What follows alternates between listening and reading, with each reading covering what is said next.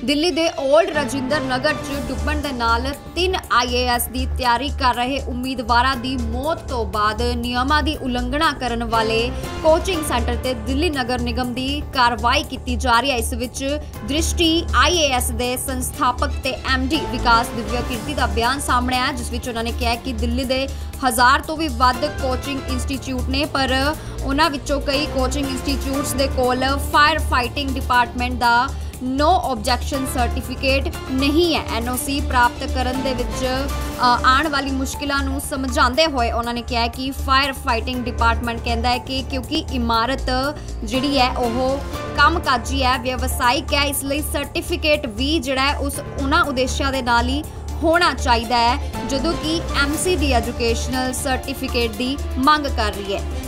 तब दस दी कि बेसमेंट दे विच छात्रा दी मौत जिहड़ी होई सी, जिस तो बाद विवाद खड़ा होया, उस विच विकास दिव्य कीर्ति दा बयान आया। तां की कहंदे ने सुन लैंदे हां। मुझ पर निशाना इसलिए साधा है कि ऐसे मामले में कोई एक बलि का बकरा सबको चाहिए होता है, उससे चीज़ें थोड़ी आसान हो जाती हैं।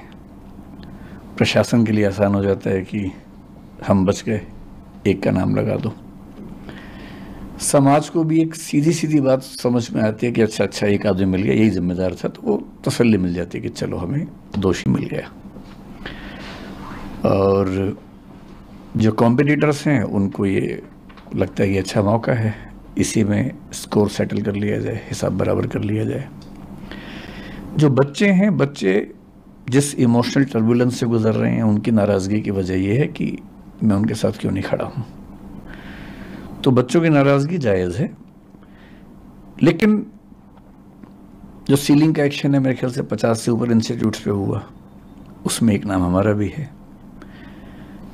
पर शायद उनको मुझसे ज़्यादा उम्मीद थी, इसलिए उनको ख़राब लगा, हर्ट हुए, तो नाराज़गी पूरी मुझ पे फूटी है। और मैं इस बात से बहुत संतुष्ट हूँ, अच्छा महसूस कर रहा हूँ कि सारा रोष मुझ पर है। कम से कम मैं इस बात को लेकर निश्चिंत हूँ कि वो मानते हैं कि मुझे उनके साथ और सही पक्ष में खड़ा होना चाहिए था। तो इसके लिए मैं कृतज्ञ हूँ कि उन्होंने इतना गुस्सा मुझ पर किया। मीडिया ने गुस्सा क्यों किया? क्योंकि चैनल्स को व्यूज़ चाहिए, और जिसके नाम पे व्यूज़ मिलते हैं, अभी तुक्के से पिछले कुछ समय से मुझे व्यूज़ मिल रहे हैं, तो मेरा नाम लिख के गाली देने में व्यूज़ ज़्यादा मिलते हैं, इसलिए मेरा नाम सबसे ऊपर रहता है।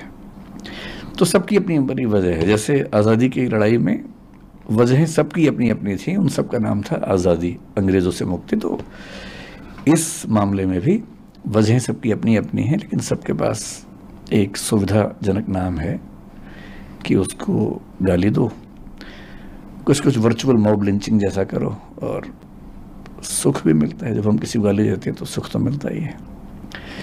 तो सब इसलिए पीछे पड़े हैं, सबकी अपनी अपनी वजह हैं, लेकिन ठीक है, जब यूट्यूब ने, सोशल मीडिया ने मुझे प्रसिद्धि दी पिछले 3-4 साल में, मुफ्त में इतनी सारी प्रसिद्धि मिली, तो क्या होता है कि जब कुछ मिलता है तो हमें लगता है कि हम डिज़र्व करते थे, और जब कुछ विपरीत होता है तो हमें लगता है कि मेरे साथ ही क्यों हो रहा है।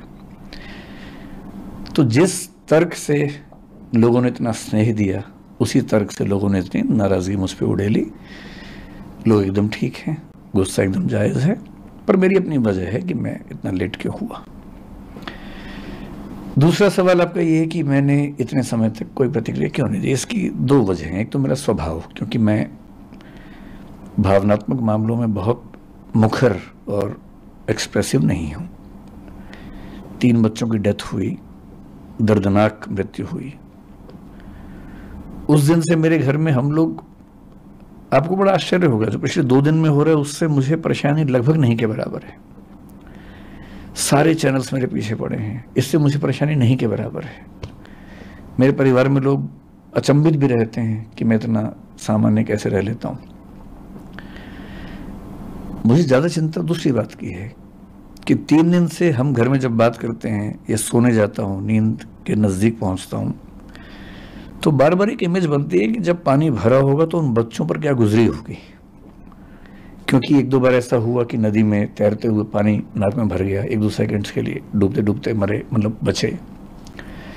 कितना पेनफुल होता है वो 2-3-5 सेकंड जो हम तो खैर 2-3-5 सेकंड में फ्री हो गए, निकल गए उससे,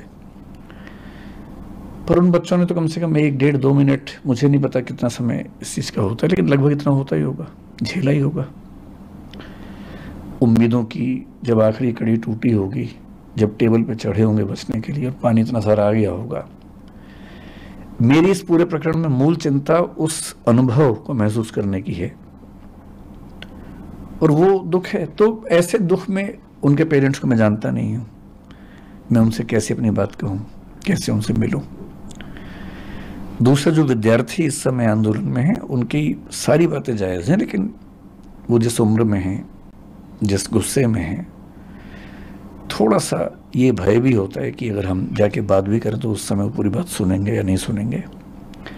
अच्छी बात है कि आज ऐसे 3-4 बच्चों से मेरा मिलना हुआ है। मैं भी एक मीटिंग से आ रहा हूँ, एलजी साहब ने बुलाई थी मीटिंग, उसमें कुछ बच्चे भी आए हुए थे और कई इंस्टीट्यूट्स के ऑनर्स भी थे, दिल्ली सरकार के आला अधिकारी भी थे, डीडीए से, एमसीडी से, फायर डिपार्टमेंट से, चीफ सेक्रेटरी दिल्ली सरकार के वो भी थे। तो वहाँ थोड़ी सी बच्चों से मेरी मतलब 1-to-1 नहीं, लेकिन हाँ मीटिंग के दौरान बातें हुई।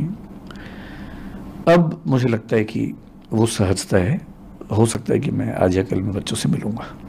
क्या दिल्ली सरकार का कोई मंत्री, जिस मीटिंग का आप जिक्र कर रहे हैं एलजी साहब के साथ अभी चंद घंटों पहले हुई, क्या कोई दिल्ली सरकार का मंत्री भी था उसमें?